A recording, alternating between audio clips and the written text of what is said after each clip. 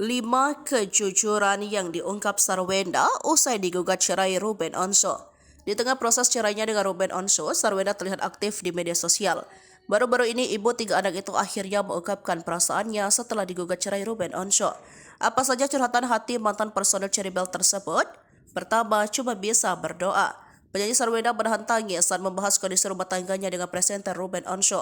Diketahui perkara rumah tangga Sarwenda dan Ruben tengah menjadi sorotan setelah sang presenter menggugat cerai pada 9 Juni di Pengadilan Negeri Jakarta Selatan. Sekian lama menghindari awak media terkait masalah rumah tangganya, Sarwenda kini muncul buka suara soal perceraian. Dikutip dari YouTube pribadinya Sarwenda Official, Senin 15 Juli, Sarwenda meluapkan isi hatinya kepada sang adik Wendy Lo. Bermula saat Wendy menilai masalah yang dihadapi Sarwenda cukup pelik, ia membuatnya merasa tidak sanggup jika berada di posisi sang kakak. Sempat berdiam cukup lama, Sarwenda tampak menahan tangis. Lalu ibu 3 anak ini mengatakan saat ini dirinya hanya membutuhkan doa. Ia juga berharap agar ke depan bisa segera mendapatkan jalan terbaik dari masalah rumah tangganya. Kedua, fokus cari uang.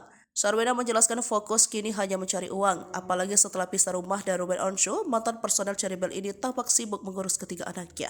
Ketiga, berusaha kuat. Sarwenda mengaku ingin menjadi pribadi yang lebih kuat. Ia yakin semua ujian hidup atas izin Tuhan dan pasti bisa dilewati. Keempat, ambil hikmah.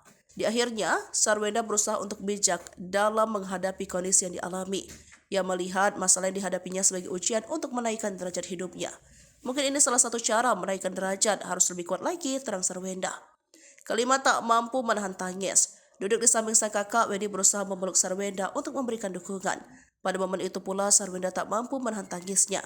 Yang pasti gue selalu ada di samping lo, ucap Wendy. Padahal gue berusaha untuk menahan, tapi nangis juga, lanjut Sarwenda.